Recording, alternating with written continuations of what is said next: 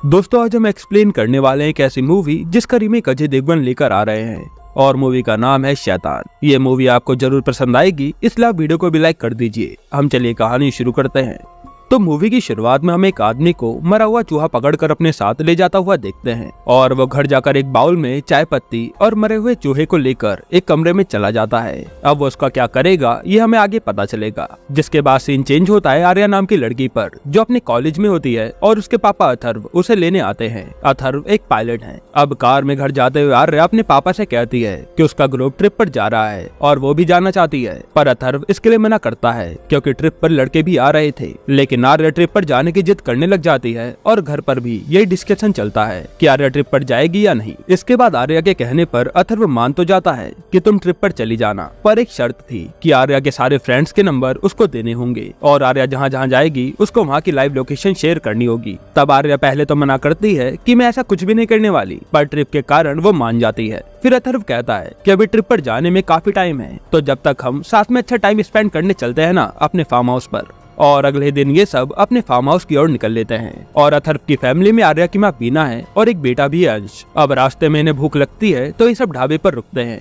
जहाँ अथर्व सबके लिए पराठे मंगाता है, पर यहाँ आर्या पराठे खाने से मना करती है क्योंकि पराठे बहुत ज्यादा ऑयली थे। फिर अथर्व अपने लिए चाय लेने जाता है तो उनके पास 10 रुपए चेंज नहीं होते। तभी वहाँ बैठा एक अनजान आदमी आता है जो अथर्व को 10 रुपए देता है कि कभी कभी ऐसी सिचुएशन तो आती है, आप ये पैसे ले लीजिए। अथर्व भी बिना ज्यादा सोचे उसके पैसों से चाय ले लेता है और अपनी टेबल पर बैठ जाता है। थोड़ी देर बाद वो अनजान आदमी अथर्व की फैमिली के पास आता है और बातें करने लगता है। तब वो अपना नाम प्रताप बताता है। फिर प्रताप देखता है कि आर्या अपना पराठा नहीं खा रही है तो वो हंसते हुए कहता है कि ये तो अन्न का अपमान है, इसलिए वो आर्या को पराठा खाने के लिए कहता है, पर आर्या मना कर देती है। फिर प्रताप अपनी जेब से डिब्बी निकालता है और कहता है कि इसमें शक्कर है, अब तुम डिसाइड करो कि तुम ये शक्कर खाओगी या फिर पराठा। जिसके बाद आर्या शक्कर खा लेती है ताकि ये पराठा ना खाना पड़े और आर्या की फैमिली को ये सब मजाक लग रहा था, इसलिए वो बस हंस रहे थे। अब शक्कर खाते ही आर्या को अजीब सा महसूस होता है और फिर प्रताप आर्या को वो पराठा खाने के लिए भी कहता है। अब हम देखते कि आर्या चुपचाप अब प्रताप की बात मान लेती है और वो पराठा पूरा खत्म भी कर देती है। अब पूरी फैमिली वहाँ से सीधा अपने फार्म हाउस के लिए निकलती है। तभी आर्या के पास प्रताप दोबारा आता है और वो उसे बिस्किट देता है कि इसे फार्म हाउस पहुँचकर खा लेना। अब आर्या प्रताप की बात मान रही थी जो कि बहुत ही अजीब बात थी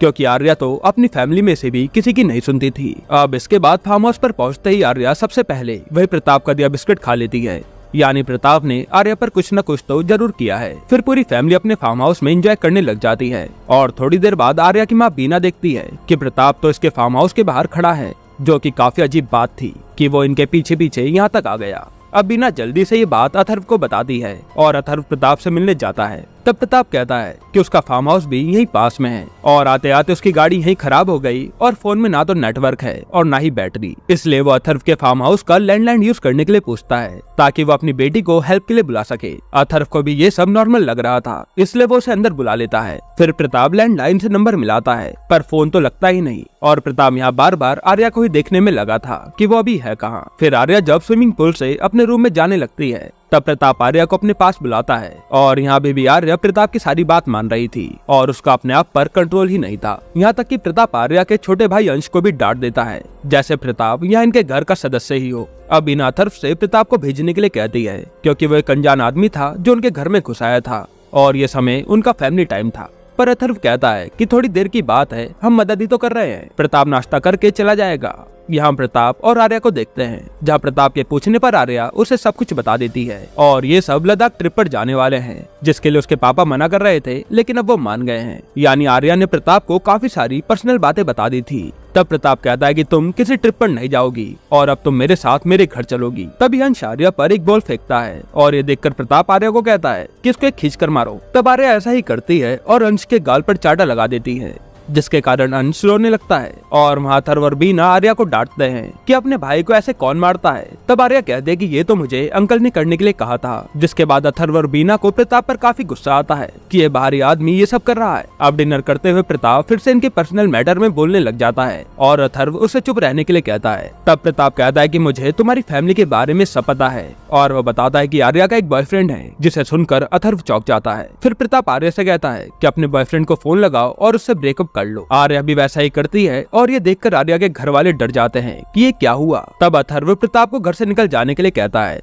पर प्रताप कहता है कि मैं अब कहीं नहीं जाऊंगा। जिसके बाद अथर्व प्रताप का हाथ पकड़कर उसे निकालने लगता है। तब प्रताप आर्या को कहता है कि अपने घर वालों को मुझे बाहर निकालने से मना करो। यह सुनते ही आर्या वैसा ही करती है और प्रताप के लिए अपने मम्मी पापा से ही लड़ जाती है। यहाँ तक कि वो अपने पापा को धक्का तक दे देती है कि अंकल कहीं नहीं जाएंगे। और ये देखकर समझ आ रहा था कि प्रताप ने आर्या को अपने वश में कर लिया है, जो वो इतना पागलों की तरह रिएक्ट कर रही थी। फिर प्रताप अथर्व को दिखाने के लिए आर्या से चाय पत्ती खाने के लिए कहता है और आर्या पूरी चाय पत्ती खा लेती है। फिर प्रताप आर्या को लाइन से जैसे जैसा करने के लिए कहता है, आर्या वैसा वैसा ही करती जाती है। यानी कि प्रताप का तंत्र काफी ज्यादा मजबूत था, जिसमें आर्या की सोचने की शक्ति ही चली गई थी और वह बस प्रताप की कठपुतली बन गई थी। अब प्रताप आर्या से कहकर अपने पापा के ही चाटा लगवा देता है। फिर वो सबकी फोन टुटवाता है और लैंडलाइन की वायर भी निकलवा देता है और फिर वो आर्या से अपने पैर दबाने लगता है। इसके बाद प्रताप कहता है कि वो आर्या को अपने साथ ले जाना चाहता है, लेकिन अथर्व और बीना अब डर के मारे कहते हैं कि ऐसा मत करो। तब प्रताप कहता है कि आर्या को मेरे साथ भेजने के लिए मान जाओ, वरना मैं तो आर्या को एक ऑर्डर देकर ही अपने साथ ले जा लूंगा और तुम्हारी परमिशन अभी इसलिए चाहिए ताकि फ्यूचर में आर्या के मन में अपनी फैमिली के लिए प्यार ना जाग जाए और मेरा वशीकरण ना टूट जाए। इसलिए जब तुम खुद से उसे भेजोगे तो ज्यादा अच्छा होगा। फिर वो कहता है कि बस तुम ये कह दो कि हम आर्या को मुझे अर्पण कर रहे हैं और मैं तुम सबको बिना कुछ किए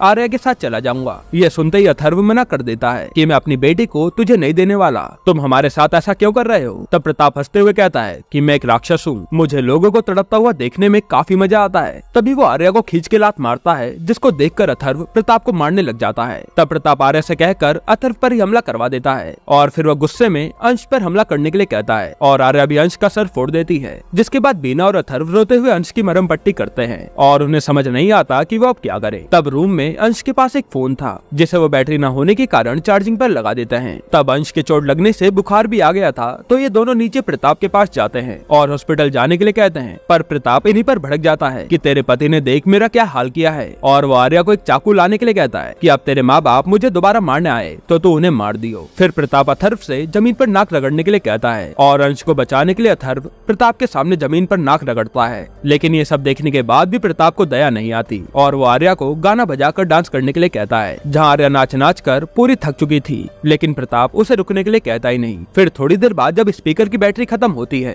तब जाकर आर्या रुकती है। अब बीना आर्या के लिए पानी लाती है, लेकिन प्रताप उस पानी को भी पीने नहीं देता और बीना आर्या की ऐसी हालत देखकर बस रोए जा रही थी। तब प्रताप बीना को चुपचाप ऊपर जाने के लिए कहता है। अब ये सब देखकर अथर्व पूरी तरह से इरिटेट हो गया था और वो गुस्से में प्रताप को मारने जाता है। तो वहाँ तो आर्या पहले से ही प्रताप को बचाने के लिए खड़ी थी। अब आर्या को पूरा दिन बीत गया था प्रताप के वश में आए, इसलिए वो एक बार भी टॉयलेट तक नहीं गई थी। इसलिए वो वहीं खड़े खड़े टॉयलेट कर देती है और ये देखकर अथर्व वापस रूम में आकर रोने लगता है। फिर वो जल्दी से अपने फोन से किसी को कांटेक्ट करने की कोशिश करता है, पर सिग्नल ना होने के कारण फोन नहीं लगता।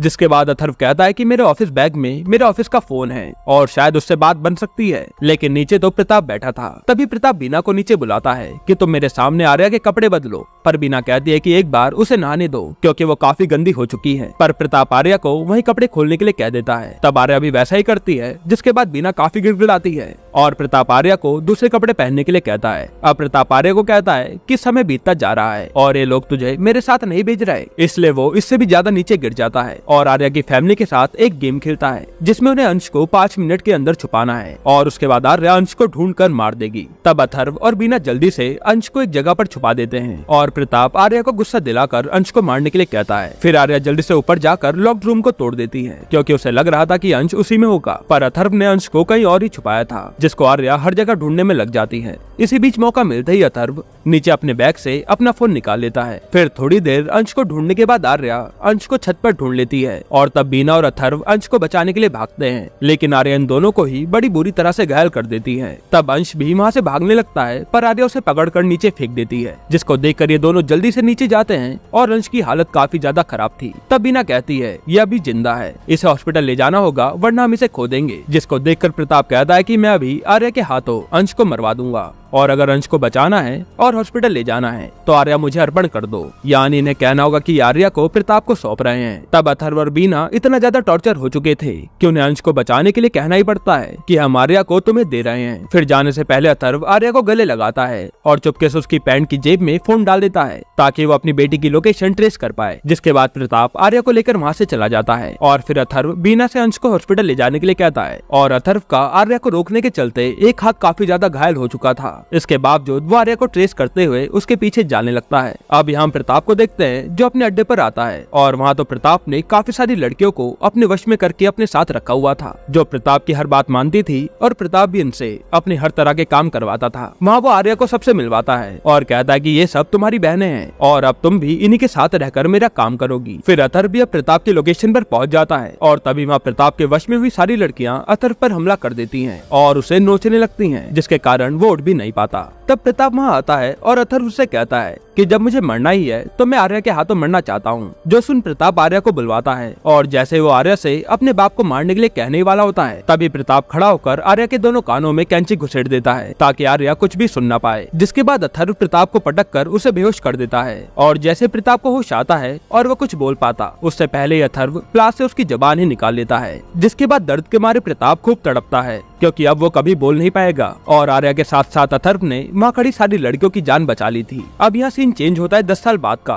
और हमें वही मूवी की स्टार्टिंग का सीन दिखाते हैं जहाँ एक आदमी मरा हुआ चूहा उठाता है और ये कोई और नहीं बल्कि अथर्व भी था जिसकी काफी ज्यादा दाढ़ी बढ़ चुकी थी और वो डिप्रेस्ड नजर आ रहा था। इसके बाद अथर्व एक कमरे में आता है अपने साथ चाय पत्ती और मरा हुआ चूहा लेकर और वो ये सब प्रताप को खाने के लिए देता है जिसे उसने अपनी कैद में रखा हुआ था। फिर वो प्रताप के सामने केला खाता है और भूख के मारे प्रताप केला खाने के लिए मांगता है पर अथर्व उसे वही मरा हुआ चूहा और चाय पत्ती खाने के लिए कहता है। यानी कि पिछले 10 साल से अथर्व प्रताप को इसी तरह से तड़पा रहा था। फिर वो प्रताप को कहता है कि तू शैतान कहता था ना खुद को, तेरे लिए मैं खुद ही शैतान बन गया। इसके बाद अथर्व रूम से निकलकर अपने घर में आता है जहाँ बीना और अंश की फोटो रखी थी। यानी हो सकता है कि बीना और अंश उसी रात बारिश के कारण कार एक्सीडेंट में मारे गए। फिर हमें आर्या को दिखाते हैं जो आज भी प्रताप के वशीकरण में ही थी और उसका काफी बुरा हाल हो रखा था या यूं कहे वो जिंदा लाश बन चुकी थी जिसे अथर्व भी संभालता है और इसीलिए अथर्व प्रताप को इतना ज्यादा तड़पा रहा था क्योंकि उसी के कारण अथर्व ने अपना सब कुछ खो दिया। यहीं पर ये मूवी खत्म होती है।